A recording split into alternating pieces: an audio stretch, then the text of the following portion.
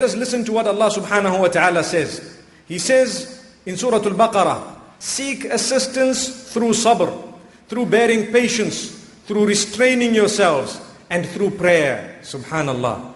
Seek assistance to achieve whatever you want, to pass the tests of Allah subhanahu wa ta'ala. Seek assistance to do that by bearing sabr and by engaging in salah. Indeed, it is very difficult to do this, except for those who are pious, those who are humble, those who will adopt the laws of Allah subhanahu wa ta'ala wholeheartedly. For them it will be simple to engage in sabr.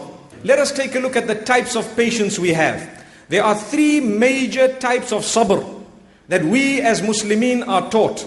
The first is the endurance required in order to fulfill the commands of Allah subhanahu wa ta'ala. The second is the restraint required in order to abstain from the prohibitions of Allah subhanahu wa ta'ala. And the third is the acceptance of the decree of the Almighty when calamity comes in our direction. So these are the three types of patience. A lot of people think that only the third one is known as sabr. That when something happens, they say, bear sabr, my dear brother. Bear sabr, my dear sister. No. The reality is, in order to read salah, you need a lot of sabr. You need to really endure the cold water, possibly the time, or you need to give up your sleep. In order to abstain from backbiting, you need to restrain yourself. That is also known as sabr. So this is known as sabr, that is also known as sabr. And in order to accept the decree of Allah Almighty, that is also known as sabr, when you can be happy with whatever Allah has decreed. Islam is the only religion, and this is a gift for all of us.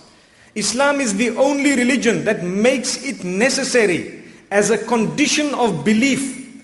If you would like to be a Muslim, that you need to declare that I bear witness and I believe firmly that good and bad fate is from the Almighty.